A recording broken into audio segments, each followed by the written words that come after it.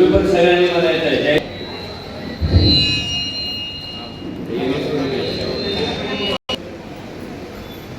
महाकवी वामनदादा कर्डक यांच्या अनेक गीतांच्या जन्मासाठी, गीत जन्माला यावं लागतं ना, अनेक गीतांच्या जन्मासाठी ज्या बुलढाण्याने आपली सुपीक जमीन दिली, ती गीतं उगवण्यासाठी प्रयत्न केले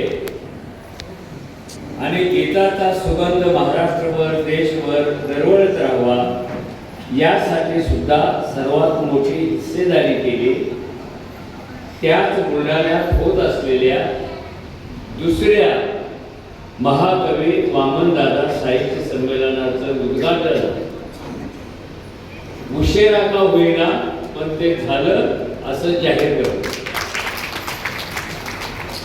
या कार्यक्रमासाठी मला उद्घाटक म्हणून बोलवलं, त्या दृष्टीनं आनंदाची गोष्ट आहे. कारण विदर्भात जाणं, त्यातही बुलढाण्यात जाणं, तुम्हाला शांत करून तुमच्यासमोर बोलणं, हे मी एन्जॉय करत असतो. तसं करण्याची संधी मला पुन्हा एकदा संजय, आपले स्वागताध्यक्ष, त्यांच्या सगळ्या टीमने मला मोठ्या मनाने दिली, त्याबद्दल मी त्यांनाही धन्यवाद मानतो. आपल्याकडे लोकप्रतिनिधी पण होते, लोकप्रतिनिधी पण होते, त्यांनी छान छान घोषणा पण केल्या. घोषणा करायचा अधिकार त्यांनाच असतो, त्यांनी केली. माझं उलट मत आहे, आपल्या महाकवीबाबत, आपल्या महापुरुषांच्या बाबत, आपल्या वीरांच्या बाबत समाजाने झोळी घेऊन कधी सरकारच्या दारात जाऊ नये.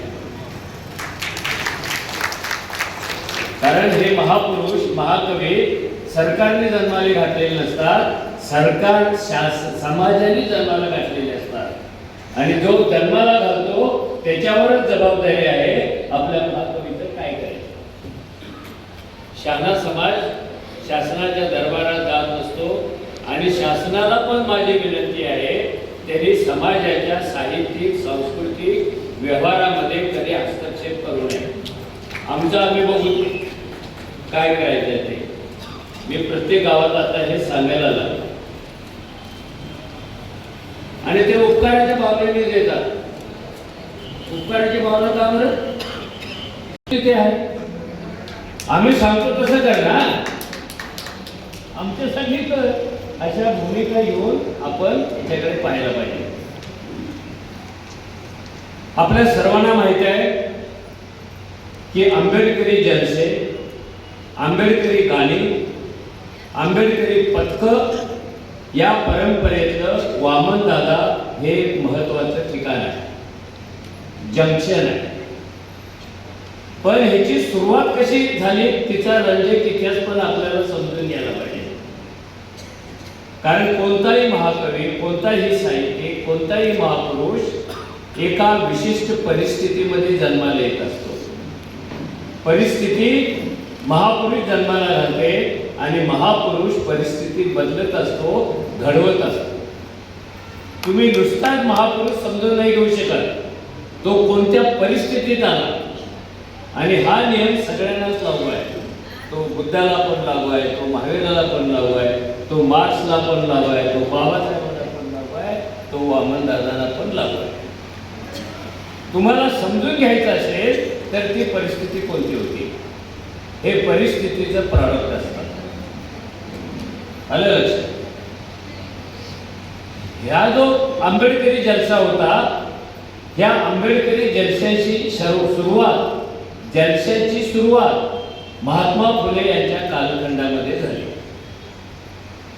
आणि त्यावेळेला आपल्या समाजातले अनेक लोक होते, शिवराम जानबा होते, वलंकर होते, जे महात्मा फुल्यांच्या वर्तमानपत्रामध्ये वाचनाची पत्र लिहायचे, त्यांच्या प्रश्नावर काहीतरी छोटी मोठी गाणी द्यायचे. हे जलसे का चालू झाले? कारण महात्मा फुल्यांच्या काळात सुद्धा महाराष्ट्रातल्या साक्षरतेचं प्रमाण 1 ते 1.5% होतं.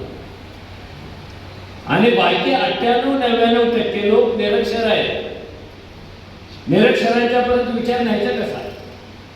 त्यांना वाचता येत नाही, म्हणून त्याला शाळेत जायला बंदी केलेली आहे, बाईला बंदी केलेली आहे. जो ऐकेल त्याच्या कानात शिसं ओतलं जाईल, जो बाण शिकेल त्याचा अंगठा कापला जाईल. परंपरेने हजारो वर्षे या सगळ्या लोकांना मुकं ठेवण्याचं, निरक्षर ठेवण्याचं काम केलेलं आहे. त्यांच्यापर्यंत पोचायचं कसं, साधन काय? पहिल्यांदा फुल्याला गरज वाचली वर्तमानपत्राची आणि जलशाची. फुल्यांचे विचार ज्यांना पटलेले होते ते सामान्य कार्यकर्ते फुल्यांच्या अखंडाला चाली लावून, स्वतः अखंड लिहून, स्वतः गाणी लिहून, स्वतः नाटकं बसवून ह्या सगळ्या मुख्याने अंधारातल्या लोकांच्या समोर गाणी म्हणत यायला लागली. आणि गाण्यातून विचार, गाण्यातून ज्ञान, गाण्यातून रंजन, गाण्यातून क्रांती. तुम्ही लक्षात ठेवा, जगात प्रत्येक क्रांतीला सांस्कृतिक धागा चिकटलेला असतो आणि जगातली प्रत्येक क्रांती होण्यापूर्वी एक सांस्कृतिक क्रांती झालेली असते. असं कधीच झालं नाही जगामध्ये सांस्कृतिक क्रांती झालेली आणि डायरेक्ट क्रांती झाली. सांस्कृतिक क्रांती हा मुख्य क्रांतीचा पाळणा हलवायला येते. ती घडवायची असेल तर तुमची गाणी कोणतं काम करतात, ती घडवायची असेल तुमची नाटकं काय सांगतात, ती घडवायची असेल तुमची कविता काय बोलते, ती घडवायची असेल तर तुमची चित्र काय सांगतात. ह्या सगळ्या गोष्टींचं महत्त्व सांस्कृतिक क्रांतीच्या दृष्टीने आवश्यक आहे. जगाच्या पाठीवर सगळीकडे अशा सांस्कृतिक क्रांत्या झालेल्या आहेत आणि महाराष्ट्रात एकाच वेळेला सामाजिक, राजकीय, सांस्कृतिक, शैक्षणिक आणि महिला मुक्तीची क्रांतीची सुरुवात होते ती महात्मा फुल्यांच्या काळात, ज्यांना बाबासाहेबांनी आपला मागून मांडला. जलशाची सुरुवात तिथे झाली. फुले जलसे म्हणायचे त्यांना,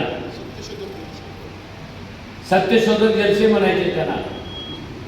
आणि शाहू महाराजांनी कोल्हापुरात सत्यशोधक विचाराला, सत्यशोधक समाजाला, महात्मा फुल्यांच्या चळवळीला जेव्हा राजाश्रय दिला तेव्हा जलसे तिथे पण गेले.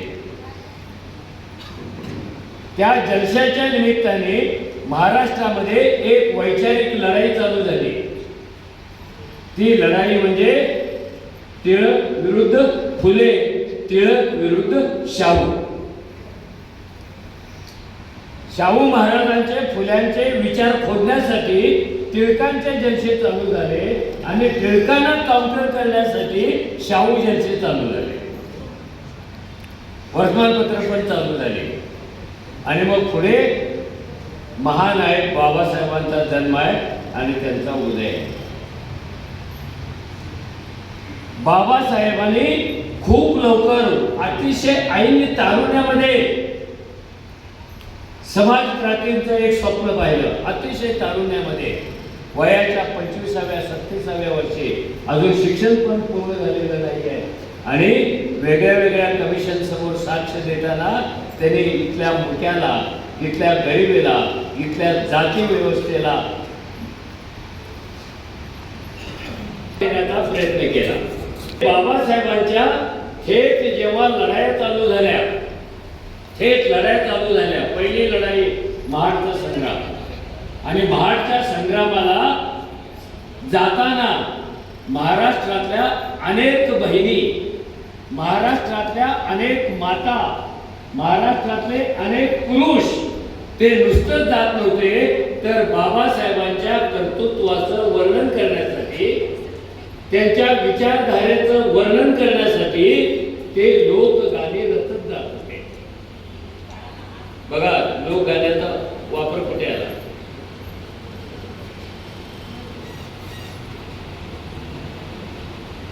महाडच्या सत्याग्रहाला आणि दलितांच्या लोकगीतांमध्ये, दलितांच्या गाण्यांमध्ये दलित महिलांची जेवढी भागीदारी आहे तेवढी जगात कुणाचीही नाहीये, कुणाचीही नाहीये. त्यामुळे बाबासाहेबांच्या विचाराच्या प्रसाराचं पहिलं काम वादळासारखं चालू होतं, ते महिलांच्याकडून चालू होतं. बाबासाहेबांचा महाडचा सत्याग्रह संपला आणि महाराष्ट्रात हजारो लाखो गाणी आपल्या आया बहिणीने लिहिलेली आहेत आणि ती गाणी कशा कशावर लिहिलेली आहेत. बाबासाहेबांचं सूट कसं आहे, बूट कसं आहे, काय कसं आहे, रमाई कशी आहे, बाबासाहेब लंडनला जाऊन कसे आले, बाबासाहेबांचा पुतळा कसा आहे, घर कसं आहे, रमाई शैली कशा थोपटते, ह्या सगळ्यांचा एक यलगार उठाव फक्त आणि फक्त महिलांनी केलेला आहे. पुरुष नंतर आलेला आहे. बाबासाहेबांना पण सगळ्यात मोठा प्रश्न पडला, मी जे ही क्रांतीची भाषा बोलतोय, मी हे जे व्यवस्थेविरुद्ध बंड करायला शिकवतोय, मी हे जे तळ्यातलं पाणी पेटवायला शिकवतोय, मी जे हे नाशिक मधल्या रामाच्या मंदिराला धडका मारायला शिकवतो, मी हे जे गांधी बरोबर लढून राखीव जागांचं धोरण ठरवतोय, हे सगळं गावाकडच्या मारा मांगाला सांगणार कोण आणि कसं सांगणार. कारण त्याला लिहिता वाचता येत नाही. म्हणून बाबासाहेबांनी पहिलं क्रांतिकारी वाक्य उच्चारलं, शिका. कारण तो शिकला माझा विचार करणार. नुसतं शिकून चालत नाही, संघटित व्हा. कारण तो संघटित झाला की एकत्रित आवाज काढणार. नुसताच हॉलमध्ये बसून आवाज काढू नका, तो आवाज संघटनेच्या पातळीवर न्या, म्हणजे क्रांती होते. ही जी 3 महासूत्र होते, शिका, संघटित व्हा आणि संघर्ष करा, ही 3 सूत्र तुमच्यापर्यंत कोण आणणार? तुमच्या आजी आजोबावर पंजोबापर्यंत कोण पोचवणार आहे ते? कारण त्यांना लिहिता वाचता येत नाही. आणि अशा वेळेला जगातल्या सगळ्याच लोकांनी वापरलेलं एक साधन, एक हत्यार म्हणजे आपली लोकगाणी. ती गाणी विहिरीवर भरायच्या पाण्यातून बाहेर पडायला लागली, नदीवर आपटायच्या धुण्यातून बाहेर पडायला लागली, बांधावर कापायच्या गवतातून बाहेर पडायला लागली, जात्यावर दळायच्या पिठातून बाहेर पडली, नवऱ्याकडून खायच्या मारातून बाहेर पडायला लागली. आणि बाबासाहेबांच्या विचाराचं सार्वत्रिकरण चालू झालं. पुरुषांनी पण काही काही महिलांसाठी लिहिली. तुम्ही ऐका, घरी नको राहू मधू शाळेला जाईल. गाणं कधी आलं? बाबासाहेबांनी शिका म्हणून गाणे. त्या गाण्यातून त्या पोराची ती काय काय समजूत काढते, आणायला यायची. ती शाळेत गेलेली नाही आहे, पण ती पोराला काय सांगते, जातो ओढता ओढता पोरग तिच्या मांडीवर झोपले आणि ती सांगते, बेटा घरी राहत नको, शाळेला जा. कारण शाळेला नाही गेल्यामुळं तुझा बाप वाया गेला, तुझा आजोबा वाया गेला, आपल्या सगळ्या पिढ्या वाया गेल्या. बाळ, आता आपल्याला वाया जायचं नाही. शिक्षण वाहिनीचं दूध आहे, तू घे आणि भीम सांगतो तसं डरकाळ्या फोडत जा. काय पद्धतीनं प्रचार याच्यातून होतोय. बाबासाहेबांनी जेवढं म्हणून तत्वज्ञान सांगितलं होतं या सत्याग्रहामध्ये लिहून, त्या सगळ्या तत्वज्ञानाची गाडी आपल्या गीतकारांनी केली. त्याला एक फॉर्मॅट दिला, त्याची गीतं बनवली. त्याची जेव्हा मोठ्या मोठ्या लढाईमध्ये लागले, काळाराम मंदिर सत्याग्रहामध्ये अजून मोठी गाणी जन्माला आली. कारण 5 वर्ष तो सत्याग्रह चाललेला आहे. त्या सत्याग्रहातली महिलांनी लिहिलेली गाणी फ्रान्स मधल्या एका माणसाने प्रत्येक गावाच्या महारवाड्यामध्ये जाऊन गोळा केलेली आहे. त्या बाईला पुन्हा जातो ओढायला लावलं, गाणं रेकॉर्ड केलं. खरं म्हणजे साहित्य संस्कृती मंडळाने हे करायला,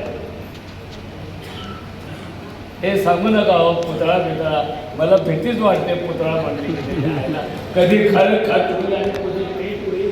हे सगळे हे बॉम्ब आहेत. आता बॉम्बाच्या नादाला लावू नका, फुलांच्या नादाला लागा. तर त्या फ्रान्सच्या माणसाने महाराष्ट्रातल्या प्रत्येक गावात जाऊन ती गाणी गोळा केली. मराठी येत नव्हतं, तो पुण्यात राहून मराठी शिकला. मराठी अजून चांगलं व्हायला पाहिजे म्हणून मराठी बोलणाऱ्या बाईशी त्यांनी लग्न केलं. दोघांनी मिळून गाणी गोळा केली. त्याचं पुस्तक तयार होत असताना तो मरण पावला. बायकोने काम घेतलं. ते तयार होण्याच्या अंतिम टप्प्यात आलेलं होतं, ती पण मरण पावली आणि ते तयार झालेलं पुस्तक विलासवादाने सुगमा प्रकाशनातर्फे काढलेलं आहे. त्यातली गाणी वाचली ना तरी एक एक गाणं म्हणजे सुरुंग आहे, फक्त बायांची गाणी लिहिलेली आहे.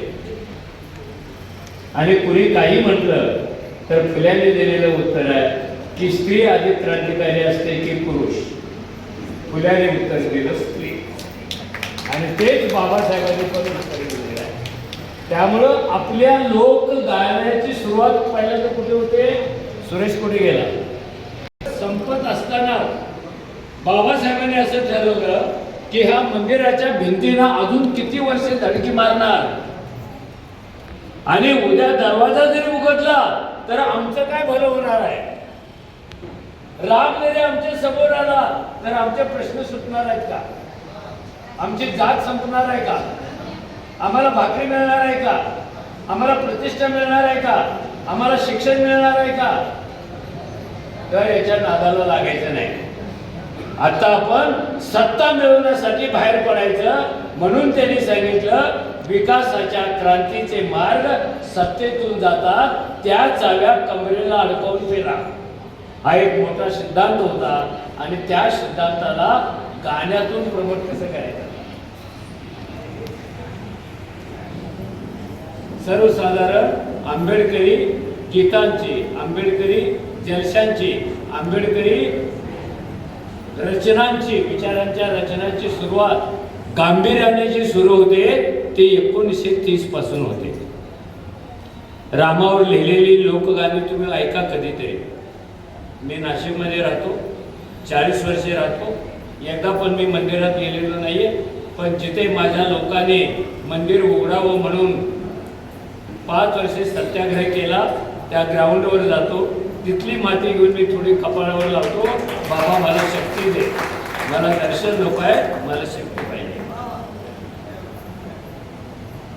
काय विलक्षण गाणी आहेत. तिथे अंधश्रद्धेविरुद्धच्या एकदम लाटा आल्या. खंडोबाला पोरगी सोडू नको रे बाबा, तिथे आलं. मुंबईमध्ये आलं, मारुतीला पोरगी सोडू नको, देवदाशी करू नको, वेश्या करू नको. हे सगळं सांगण्यासाठी हजारो लाखो गाणी आपल्याकडे बाबासाहेबांच्या विचारातून पुढे आलेले. 1930 नंतर त्याचं नामकरण झालं. मी सांगितलं कसं, फुले, टिळक, शाहू आणि बाबासाहेब. आणि मराठीतल्या लोकगीतातलं शेवटचं पर्व म्हणजे भीमगाणे, आणि त्या शेवटच्या पर्वातले सगळ्यात मोठे शेवटचे शिलेदार म्हणजे वामनदादा आहे. पण वामनदादांच्या अगोदर काय चाललं होतं ते लोक हातवर काय करतात. भाषण आवडत असेल तर नाही म्हणून हातवर करा. आपल्याला सवय लागली पाहिजे ना, हे पण ऐकायला शिकायला पाहिजे. कारण फक्त तुमच्यासाठी अतिशय कष्टाने आणि सवयीला बनवलेलं आहे, दुसरं कारणच काय. सो बॅक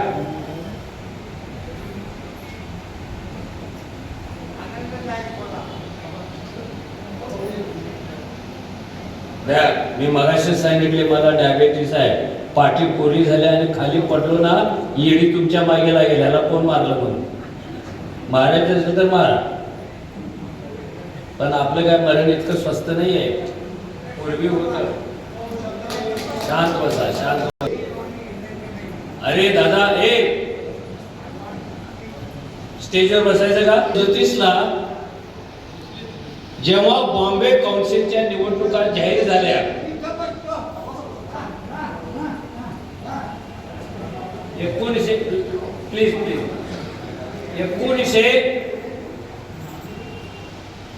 1937ला, अरे बोलू की नको बोलू? अरे मग हो म्हणा ना. 1937ला बाबासाहेब मुंबई काउन्सिलसाठी उभे राहिले, आणि त्यांच्या प्रचाराची सगळी तयारी मुंबईमध्ये चालू झाली. ठिकठिकाणी सभा व्हायच्या, छोट्या मोठ्या. त्या सभेत बाबासाहेब भाषण करायचे. अशीच एक सभा 1937ला संध्याकाळी मुंबईजवळ कासारवाडीतल्या सभागृहात झाली. आणि सभेपूर्वी गाणी व्हायची. सभेपूर्वी गाणं म्हणायला एक 19 वर्षाचा भीम शाहीर स्टेजवर आला. त्याचं नाव भीमराव कर्डक. तो नाशिकच्या दिंडोरी तालुक्यातला आणि बाबासाहेबांच्या चळवळीत जायचं म्हणून त्यांनी नाशिकच्या शाहू बोर्डिंग मधून आपलं नाव काढून टाकलं. 2 प्रकारची माणसं होती बाबासाहेबांच्या काळात.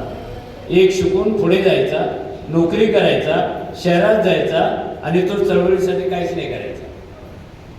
आणि एक चळवळीला वाहून घेतलेला, शिक्षण सोडायचा, घर सोडायचा, बायको पर सोडायचा आणि आपल्या ओठावरून गाण्यातून बाबासाहेब की जय म्हणत त्यांच्या विचारांचा प्रसार करायचा.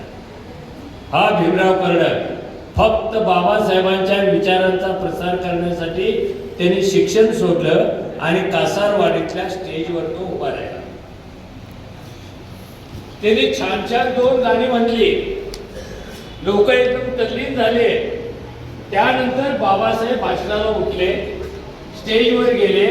त्यांनी 2च वाक्य सांगितली, माझी 100 भाषणं आणि भीमरावचं 1 गाणं इक्वल आहे. मला जे बोलायचं ते त्यांनी गाण्यातच सांगितलं, म्हणून मी आता भाषण करणार नाही. शाहिरांचा आवाज म्हणजे भीमरावांचा विचार होता. तो आवाज जिथे आला तिथे बाबासाहेबांनी भाषण नाही केले. शाहिरांचा डब म्हणजे बाबासाहेबांच्या क्रांतीसाठीचा यंगार होता. डब वाजलं म्हणून बाबासाहेबांनी घोषणा नाही दिल्या. आणि त्यांनी 2 ओळी, तुम्ही आता विचाराल की कर्डकने असं काय म्हटलं, असं काय म्हटलं कर्डकने की बाबासाहेब एवढे खुश झाले. त्यातली एकच ओळ सांगतो, ती लक्षात घेऊन जा. एक ओळ लक्षात राहील की नाही, आणि ते लक्षातच ठेवा, कारण अजून झेडपीचे इलेक्शन येणार आहे, पंचायत समितीच्या येणार आहे. आता नगरपालिकेचं झालं, मी नव्हतो भाषणाला, मला बोलवायला पाहिजे होतं तेव्हा. पुढच्या निवडणुकीच्या वेळेला बोलवा. त्या 2 ओळी इतक्या छान आहेत. बाबासाहेब महानायक, उद्धार करते, समोर पहिल्या रांगेत बसलेला आहे आणि एक तरुण शाहीर आपल्या शाहिरीतून काय सांगतोय, मारा पैशाला नाद आणि भीमरावाला द्या साथ. गाणं कधी म्हणायला पाहिजे होतं महाराष्ट्रभरच्या नगरपालिकेत, महाराष्ट्रभर, देशभर 2014च्या निवडणुकापासून ते लाडकी बहीणपर्यंत सगळीकडे हे गाणं वाजवायला पाहिजे. मारा पैशाला लाद आणि द्या लोकशाहीला साथ, द्या बाबासाहेबांच्या विचाराला साथ, द्या संविधानाला साथ. अरे मला वाटतं काय सुचलं असेल शाहिराला त्या. आणि बाबासाहेब इतके सद्गतीत झाले होते आणि त्याचा परिणाम म्हणून ते म्हणाले, माझं 1 भाषण आणि हे 10 गाणं इक्वल आहे. वामनदादांचा जन्म भीमराव कर्डकांच्या नंतर 18 वर्षाने. तसे ते उशीर आले. कुणीतरी सांगितलं वयाच्या 1943 पहिलं गाणं 43ला. आता हे गाणं लिहिण्या अगोदर सुद्धा वामनदादांनी गाव का सोडला आणि ते मुंबईत कसे दाखल झाले. सिन्नर तालुक्यामध्ये मी त्यांच्या गावात 50 वेळा गेलो असेल. छोटं गाव आहे. त्या काळात पाणी नाही, शेती नाही, ऊन नाही, सावली नाही, रोजगार नाही. खेड्यांचं काम कुणीतरी घरात करायचं, कुणीतरी शेतमजुरीचं काम करायचं, पोटं भरायची नाही. म्हणून माणूस उठला. विशेषतः नाशिकमधला मार्ग हा खूप लवकर मुंबईला पोचायचा, कारण नाशिकच्या बॉर्डरवर मुंबई. जळगावचा पोचायला लागला कारण त्याला रेल्वे होती. विदर्भातला पण पोचायला लागला, त्याला पण रेल्वे होती.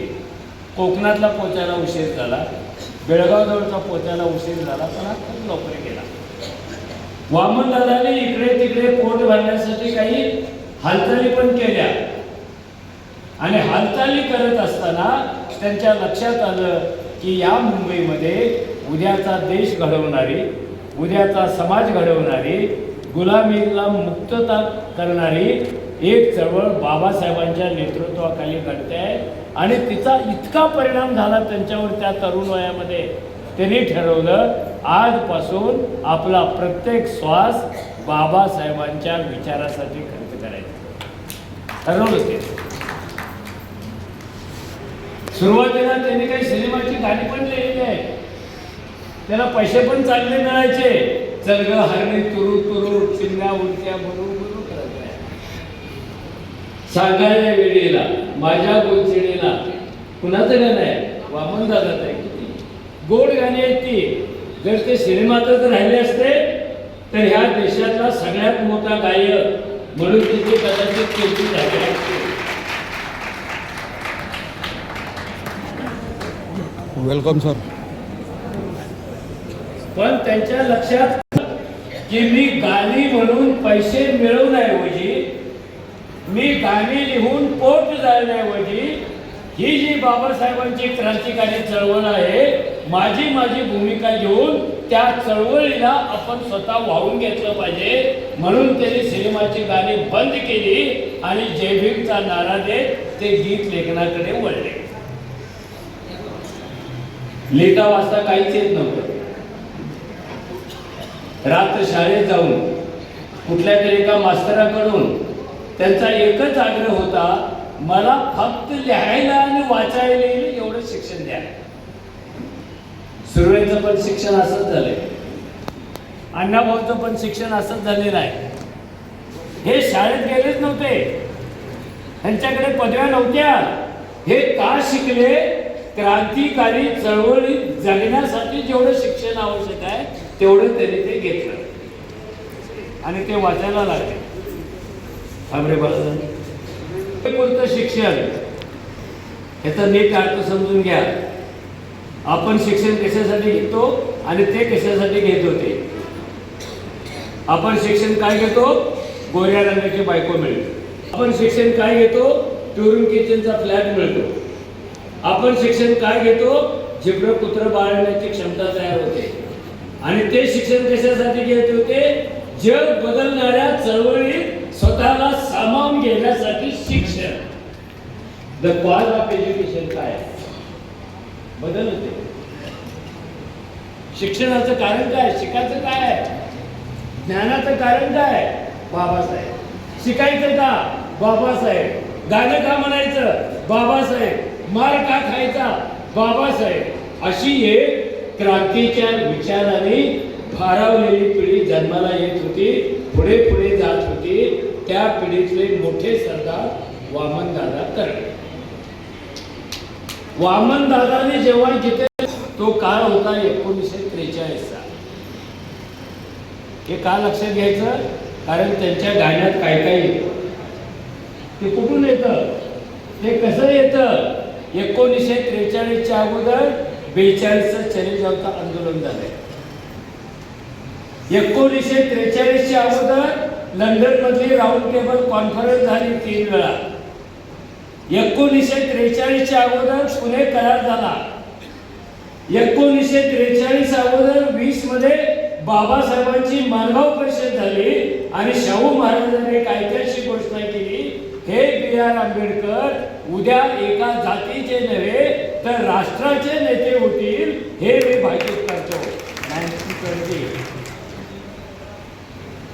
आणि 30 ते 35 काळाराम मंदिर सत्याग्रह, मध्ये पुण्यातल्या पर्वतीचा सत्याग्रह, मध्ये नागपूर मधला अधिवेशन. ह्या सगळ्या गोष्टी घेऊन 43 साल जन्माला आलेले. 43 सालाच्या पोटात काय काय होतं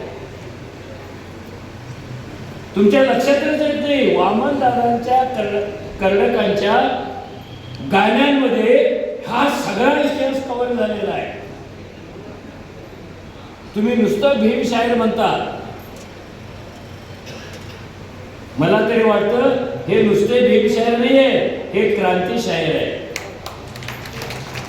कारण क्रांती ज्या पद्धतीनं वळणं घेतलेली रशियानंतर, चायनानंतर, ती सगळी वळणं वामनदादांच्या गाण्यामध्ये.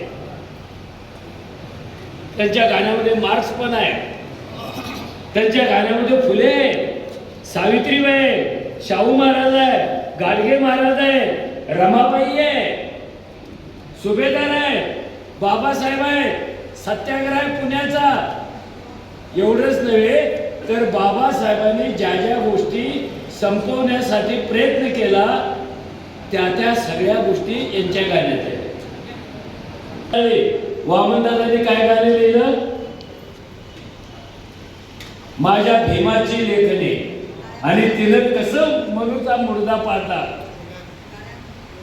काळ्या मनूचा मुर्दा पाडला रणी, बाईग मी भीमाची लेखणी.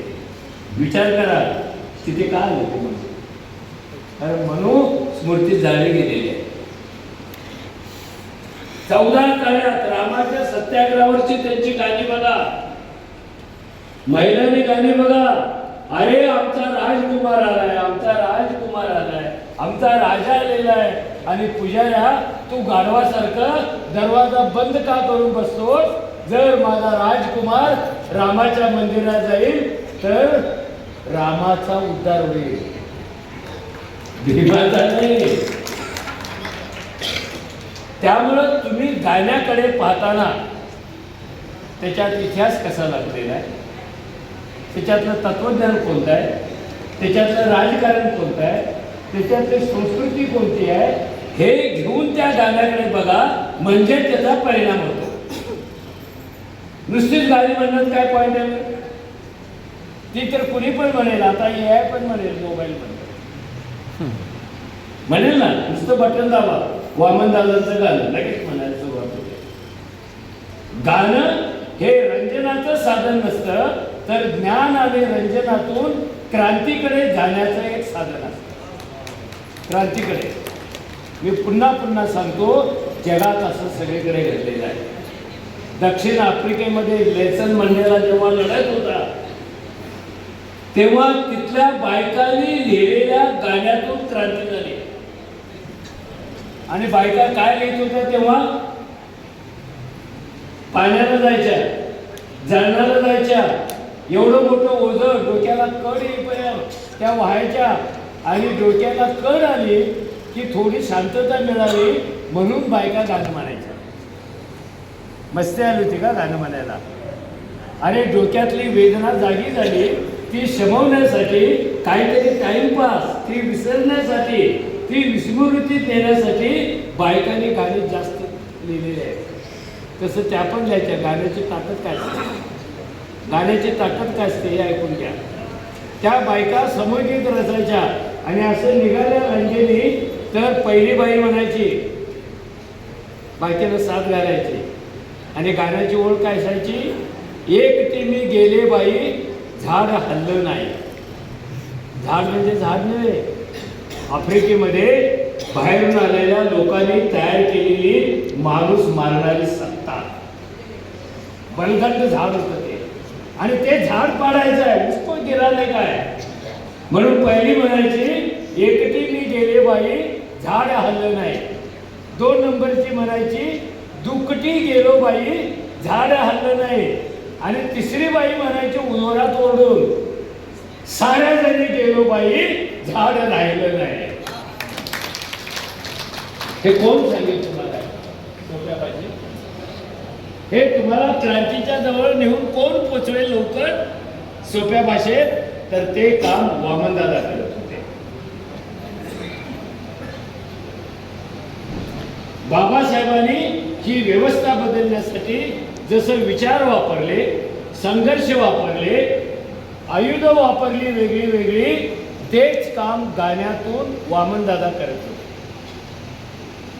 वामनदादा हे लोकगीतकार जर बाबासाहेबांच्या चळवळीत जन्माला आले नसते तर बाबासाहेब समजून घ्यायला आपल्याला अजून 100 वर्षे लागले असते. हे कुणी शिकवलं आपल्याला? हे गीतकारांनी शिकवलं, हे लेखकाने शिकवलं, हे चित्रकाराने शिकवलं, हे नाटककाराने शिकवलं. कारण मुख्य क्रांतीच्या अगोदर सांस्कृतिक क्रांती करायची होती आणि त्याची ही तयारी. वामनदादांनी ऐन तारुण्यात आल्यानंतर आपल्या जगण्याचं कारण ठरवलं. ते युद्धाचं ऐकून ठरवलं. तुम्हाला आश्चर्य वाटेल की ह्या सगळ्या महापुरुषांची तत्वज्ञानं बाबासाहेबांचे वामनदादांच्या गाण्यामध्ये किती सहजपणे येतात. कुठेही अवघड अक्षर नाही, जोडाक्षर कमी आहे, काना मात्र कमी आहे, कारण निरक्षर माणसाच्या ओठावर ही गाणी द्यायची. आणि त्या गाण्याचं असं एक वैशिष्ट्य होतं, वामनदादा यांनी कधीही एकट्याने गाणं म्हटलेलं नाहीये.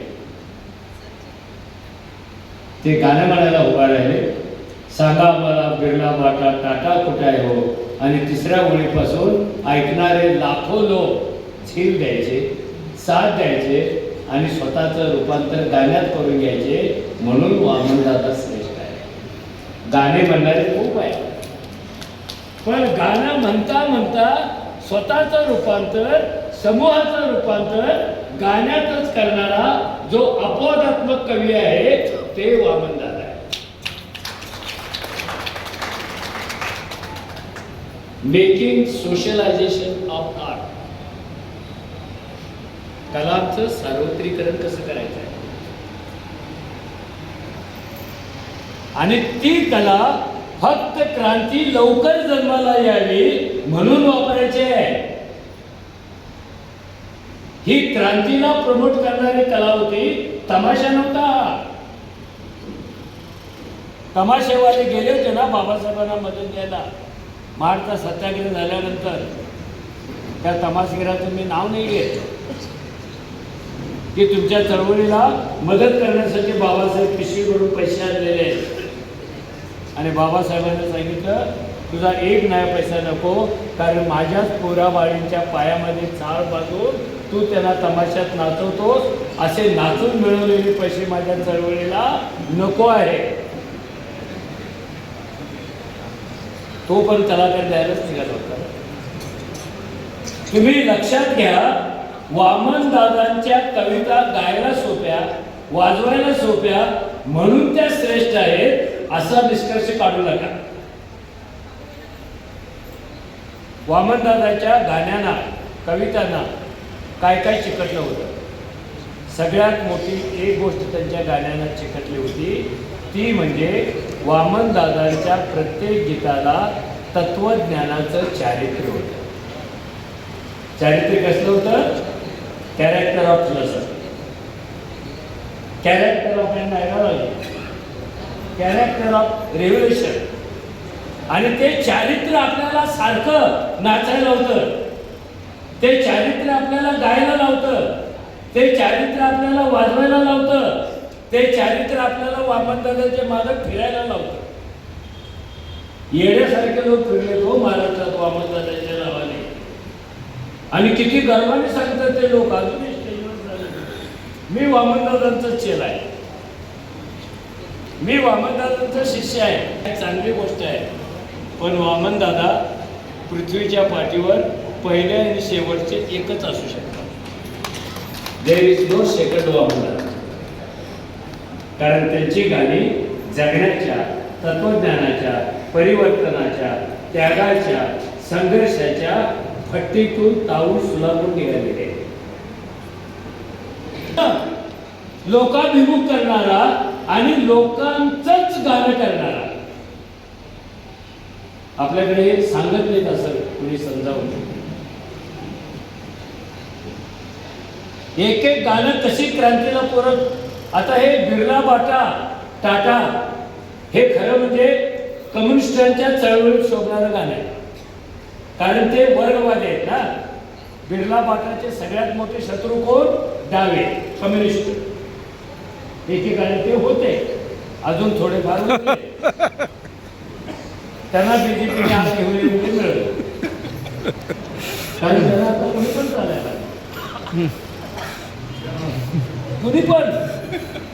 आणि तुपकर जर भाजप लवकरात लवकर फुटायचं असेल तर सगळ्यांनी लवकरात लवकर भाजप जॉईन करायचे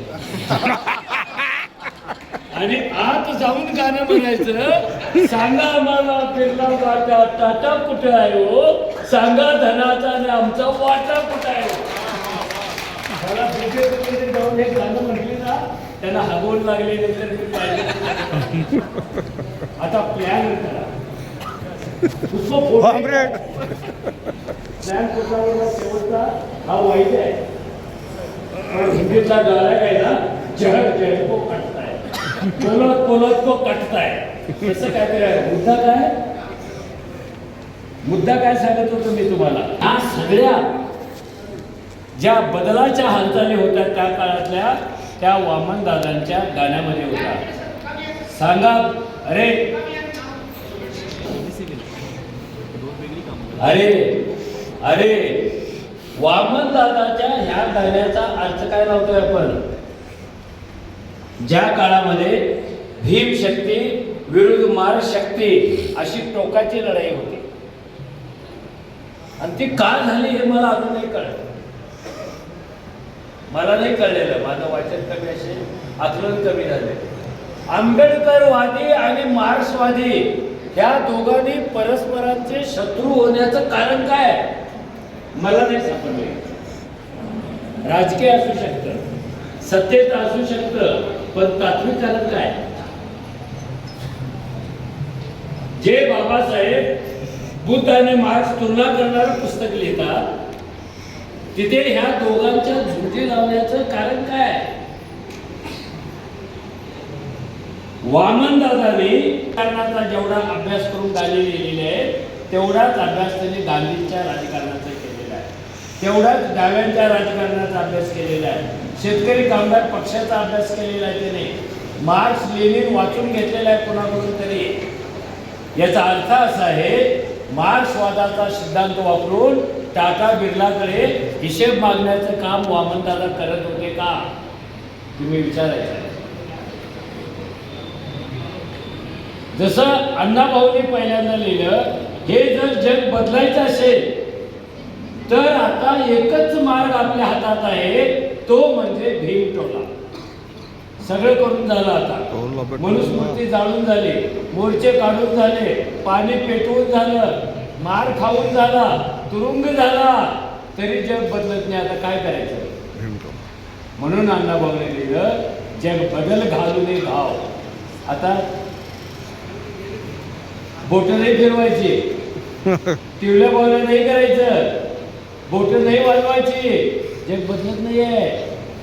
मग कसं बदलणार तर बाबासाहेबांनी सांगितले असा एक लोहारासारखा घाव आला खालचं चिंध्या होऊन जाईल, व्यवस्था बदलेल.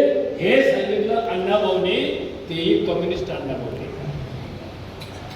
कलाकाराचं डोकं कसं चालतं, त्याला पण घाई असते ना काय बदलायची. आपल्या गाण्याने काहीतरी होईल. आपण अण्णाभाऊंना कधी जुमानतच नाही का, कम्युनिस्ट होते. आणि कम्युनिस्ट वामनदादांना जुमानत नाही का, आंबेडकरी होते. अरे मार्क्स आणि आंबेडकर, मार्क्स आणि बुद्ध हे कोंबड्याच्या झुंजी लावण्यासारखे विषय आहेत का.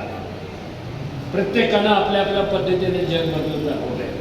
आपली जबाबदारी हे जग बदलण्यासाठी उपयोगी पडतील तेवढे हत्यार, हे जग बदलण्यासाठी उपयोगी पडतील तेवढे विचार, हे जग बदलण्यासाठी म्हणता येतील तेवढी गाणी, हे जग बदलण्यासाठी कळतील तेवढी गाणी घेऊन आपण वामनदादाच्या नावाने प्रवास करत गेला पाहिजे.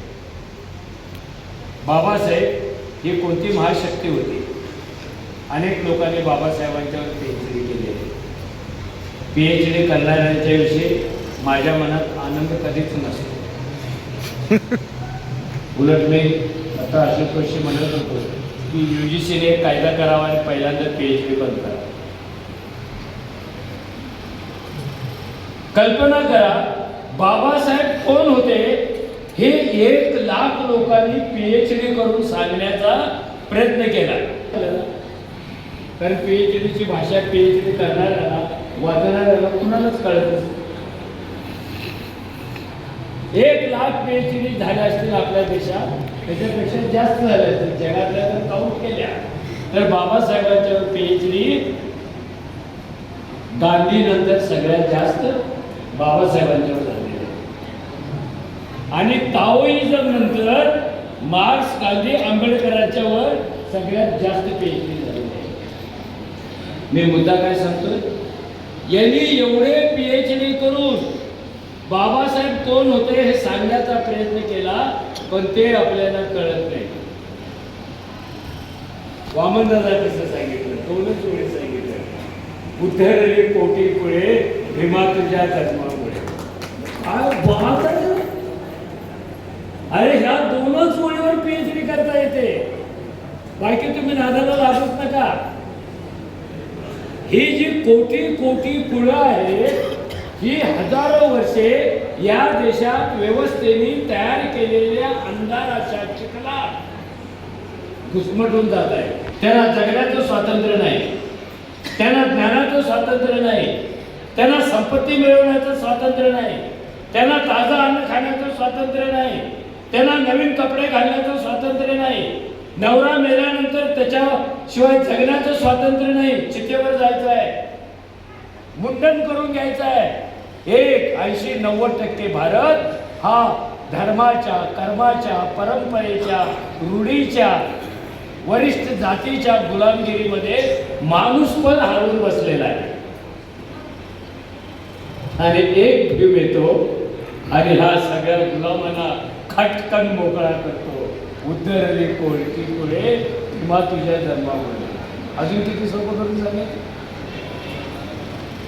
किती सोपं करून सांगायचे अजून.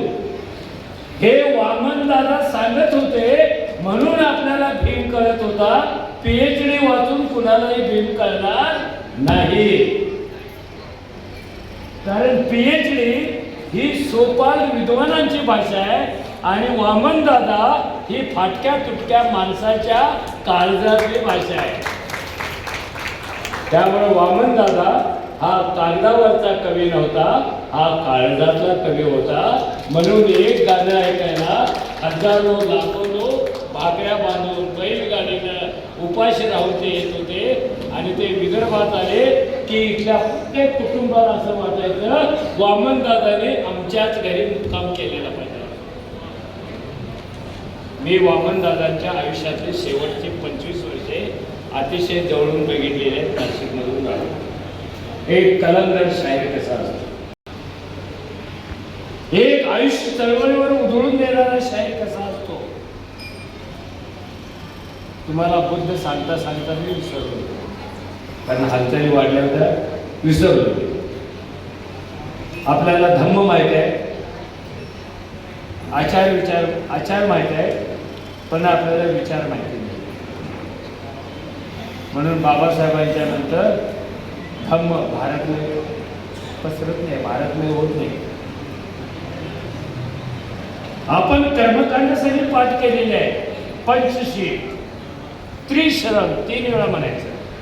बुद्धम शरणम गच्छति. अर्थ काय, अर्थ काय त्याचा? हा अर्थ सुद्धा वामनदादांनी सांगितला आहे. बुद्धाच्या जीवनातल्या सगळ्या महत्वाच्या पात्रांवर वामनदादांनी गाणे लिहिलेले आहे.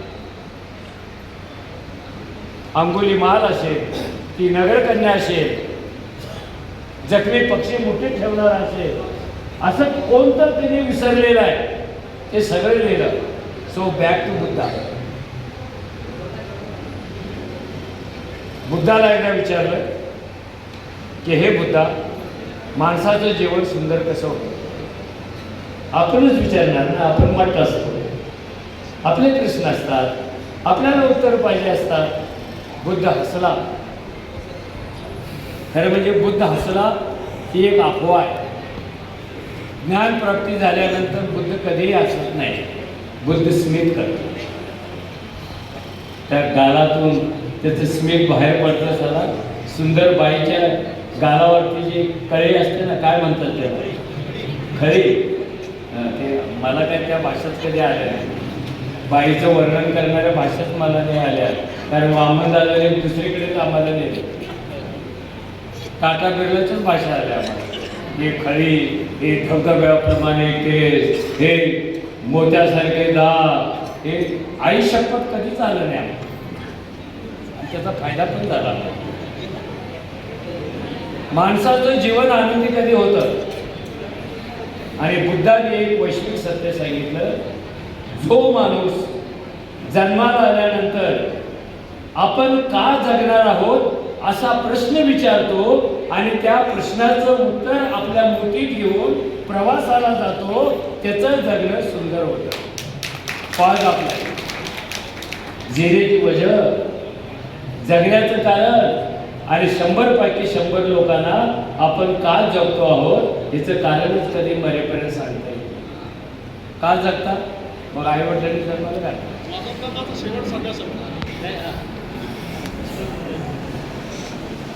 मला जेवढा त्रास दिला ना या लोकांनी आता बसून उठून तेवढा त्रास दिला. तुमच्या हातात जगण्याचं कारणच नसेल, त्या मुठीने रिकाम्या मेंदूने कितीही आयुष्य तुडवलं तर तुमचं जगणं काही सुंदर होत नाही. जगणं सुंदर करायला एक कारण लागतं. वामनदादांच्या मुठीमध्ये एक कारण होतं. भीम क्रांती इथे आणायची आहे आणि त्याच्यासाठी त्यांनी कार्यकर्ते पकडून ठेवलं. तुम्ही कुठे शोधणार? मी 30 वर्षामध्ये अशा काही जागा पाहिल्या जिथे वामनदादा रुजले होते. ते हमालाच्या घरी मुक्काम करायचे, ते पोस्टमनच्या घरी मुक्काम करायचे, ते खाटकाच्या घरी मुक्काम करायचे, ते कारकुनाच्या घरी मुक्काम करायचे. हा मुक्काम नव्हता तर वामनदादा किती कणाकणात विरघळून गेलेले आहेत आणि आता त्यांना शोधायचं झालं तर हे सगळे कण शोधावे लागतील. मग वामनदादा सापडतील. असा कलावंत अपवादानेच असतो. कमिटमेंट टू मुवमेंट आहे ते. बाबासाहेबांना वचन दिले विचार जपायचा आणि विचारावर जेव्हा जेव्हा हल्ले होत आहेत असं त्यांना वाटायला लागलं तेव्हा तेच वामनदादा आपल्या नेत्यावर तुटून पडतात आणि घाण शिव्या घालणारे गाणे लिहितात. विचाराचे 4 जण आले असते तर सारा दुनिया बदलून टाकली असते. पण भीमाच्या विचारानं कुणीच आलं नाही. सत्तेच्या विचाराने 4 नव्हे तर 140 आले. हा कवी कशा कशाची काळजी घेतो? विचाराची, विचाराच्या रक्षणाची, त्याच्या प्रसाराची, ती पेरण्याची, राजकीय ऐक्याची, ही सगळी काळजी तो घेतो. पण ऐक्य झालं नाही. अजून होईल का नाही मला माहिती नाही. आणि शहाणा माणूस असेल तर दलित नेत्यांच्या ऐक्याचा विचार कधीही करू नये. हे जे वामनदादा आहेत, या वामनदादाची आजच्या काळामध्ये इतकी गरज झालेली आहे जेवढी 10 वर्षापूर्वी नव्हती. कारण हा समाज, ही व्यवस्था गंज लागण्यासाठी आतून बाहेरून सडून चाललेले आहे, दुर्गंधी सुटलेली आहे आणि माणसाच्या जगण्याचा प्रश्न तयार होत आहे. वामनदादा हे आयुष्यभर माणसाच्या बाजूने होते, त्याच्या जगण्याच्या बाजूने होते, त्याच्या लढण्याच्या बाजूने होते आणि अशी माणसं आता कमी कमी होत चाललेले. त्यात एक नवीन झालेला मध्ये तो सगळे मोर्चे व्हॉट्सअपवरच बघतो. अण्णा अभावी झालेली मरी पडलेली मडी तो व्हॉट्सअपवर बघतो. त्यांच्यासाठी काय सांगतो? वामनदादांचा विचाराचा जागर म्हणजे एका मोठ्या कालखंडात घडून गेलेल्या वैचारिक क्रांतिकारक घटनांचा जागर आहे. पहिल्यांदा तुम्ही ठरवा तुमचा रोल काय, तुम्ही कोणाच्या बाजूने आहे. एक छोटी गोष्ट सांगतो आणि मी थांबतो. माझ्याकडे साखर आहे पण तुमच्याकडे नाही आहे. झालं किती वेळ झाला? किती वेळ? मला सांगतोय जर तुम्ही भूमिका घेऊन जगतच नसाल तर कोणत्याही हल्ल्यामध्ये तुम्ही पटकन सगळ्यात अगोदर मानलेला. भूमिका म्हणजे बाकीचा कणा असतो. तुम्हाला कणाच नसेल तर तुम्हाला कोणत्याही संकटापासून स्वतःला वाचवता येणार नाही. स्वतःला वाचवायचं की नाही वाचवायचं? हे जे भीमराव कर्डकांनी सांगितलं पैशाला मारायला आणि बाबासाहेबांना द्या साथ, ही ओळ पाठ करायची की नाही करायची? झेडपीच्या निवडणुकीत तरी पाठ करायची की नाही करायची? पैशाला लाथ मारण्याची तयारी कुणा करायची आहे? पैशाला लाथ मारण्याची तयारी काही लोक हात वर नाही करत. पैशाला लात मारायची आणि बाबासाहेबांना साथ द्यायची त्यांच्या विचारांना, अशी तयारी करायची आहे. मला वाटतं संजय, हे आपल्या संमेलनाचं फलित आहे. हे उंच झालेले हात, हे उंच झालेले हात, ते हातावर हात टाकून आवाज काढणारे हात आपल्या संमेलनाचं फलित आहे. आयुष्यात पुढे असा भूमिका घेतला. एका हिंदी कवीने लिहिलेल्या प्रश्न विचारला एका डायरीमध्ये, पार्टनर तुम्हाला पॉलिटिक्स म्हणजे नगरपालिकेचं राजकारण नव्हे. ते तर आता खूप बेकार झालं, त्याच्यावर बोलण्याची ही वेळ नाही आणि ही जागा खूप चांगली आहे, तिथे वाईट गोष्टी करू नये. तुमचा रोल नाही म्हणून 2014 पासून तुमचं संविधान धोक्यात, तुमची लोकशाही धोक्यात, तुमचं राजकारण धोक्यात, तुमची सत्ता धोक्यात, तुमचं साहित्य धोक्यात आणि तुम्ही पण धोक्यात. Because you are not playing a role. Role म्हणजे भूमिका, राजकारण नव्हे, लक्षात घ्या. तुम्हारी पॉलिटिक्स क्या है? काय राजकारण तुमचं? मध्यमवर्गीयांसारखा विचार करू नका. आम्ही ना कोणतंच राजकारण करत नाही. आम्ही इकडे पण जात नाही, तिकडे पण जात नाही, मागे पण जात नाही, पुढे पण जात नाही. We hate politics. राजकारणाला नकार देणारे लोकशाहीचे शत्रू असतात. कारण जे काही या देशात करायचं आहे ते तुमच्या मतातून करायचं. त्यामुळे लोकशाहीची नाकार करतो. कुणाला गाळायचं आणि कुणाला पाडायचं हे तुमचं मतच ठरवणार आहे. पण त्या मताचाच तिरस्कार केला तर तुम्ही बदल कसे घडवणार? त्यामुळे छोटी गोष्ट आहे. जेव्हा महाराष्ट्रामधल्या महाराष्ट्रात विहिरीतलं पाणी मोठे काढायचं. मोठ माहिती का? मोठ. अरे मोठ माहिती आहे की नाही भाऊ? तुम्ही मागासलेल्या भागाला, विदर्भातले, माहिती झालं. तुम्हाला स्वतंत्र विदर्भ पाहिजे, आम्ही पहिल्यांदा पाठिंबा देतो. पाहिजे ना स्वतंत्र विदर्भ? आमचा पाठिंबा. जेव्हा विहिरीतलं पाणी मोठेनं काढायचं तेव्हाची जी गोष्ट आहे. विहिरीतलं पाणी मोठेने कसे काढायचे? ती मोठ बैलाच्या खांद्याला झोपायची. बैल मागे मागे गेला की मोठ खाली खाली पाण्यात जाते. तिच्या पोटात पाणी भरलं की बैल पुढे पुढे जातो, मोठ वर येते, त्याचं पाणी पाटात पडतं, पाटातून पिकाचं. बरोबर आहे? बैल मागं आला, मोठ्यात पाणी येतं. बैल पुढे आला, मोठ्यातलं पाणी पाटात पडतं. आपल्याकडे 2 शहर आहेत महाराष्ट्रामध्ये, पुणे आणि मुंबई. आणि बऱ्याच लोकांचा गैरसमज आहे की तिथे विद्वान राहतात. खूप लोकांचा गैरसमज आहे. माझा नाही हो, मैदान पे आ जाओ म्हणतो. धुळ्यात नाही का विद्वान? धुळ्यात तर सगळ्यात मोठा विद्वान असतात. त्यांचे वडील सगळ्यात मोठे कवी. या पुणे आणि मुंबईतल्या विद्वानांच्या मध्ये एक वाद तयार झाला. मोठेचं पाणी पाटात पडतं आणि ते वाहत जातं तेव्हा आवाज कसा येतो? काय आवाज आला येतो? समीक्षक नाही, ज्येष्ठ समीक्षक, श्रेष्ठ समीक्षक. आणि ते पाण्याचा आवाज म्हणे ना जलद होतो. समीक्षक असेल तर तू सोपं बोलत नाही. सोपं बोलत तर त्याची समीक्षक पाटातून वाहणाऱ्या पाण्याचा आवाज कसा? पुण्यातले विद्वान म्हणाले खळखळ. मुंबईतल्या लोकांनी खुदून काढलं सळसळ.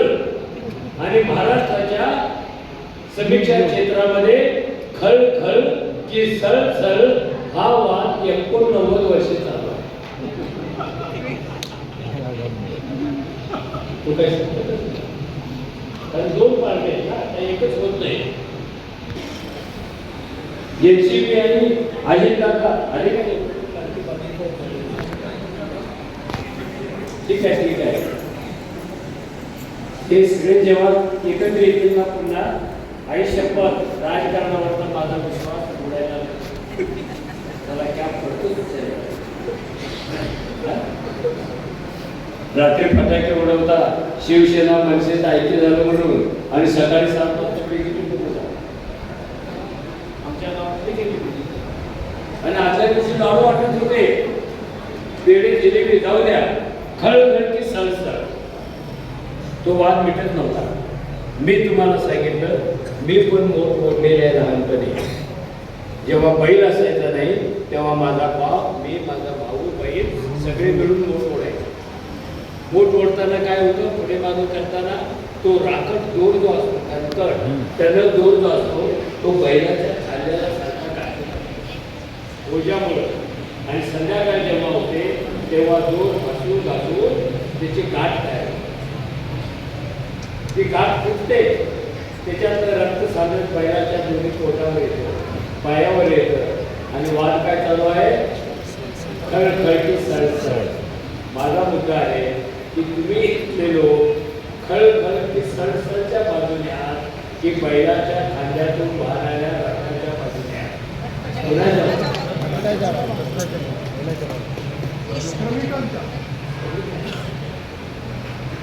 वामनाला दुसरं काय सांगत बिबळापुढे दुसरं काय सांगत होते अण्णाभाऊ दुसरं काय सांगत होते शाहीर रामशेठ दुसरं काय सांगत होते हेच सांगत होते कारण ही शाही परंपरा महाराष्ट्रात तयार झाली नसती तर तुमच्या डोक्यातला मेंदू तल्ल व्हायला अजून 50 वर्षे गेली असती स्क्रू ड्रायव्हर गेले झाले.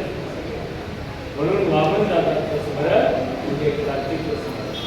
वामनदादांचं स्मरण म्हणजे आपण बाबासाहेबांच्या कडे जाणार तिकडे जाणार तिथेच राहणार म्हणून जय भीम असं म्हणून कमिटमेंट करण्याचं हे ठिकाण आहे. त्याबद्दल मी संमेलनाच्या संयोजकांना धन्यवाद देतो.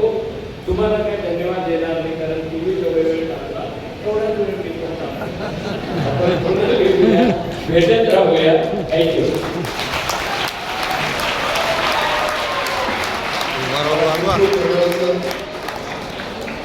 आंबेडकरी चळवळीचा एक सांस्कृतिक इतिहासच सरांनी या ठिकाणी मांडला.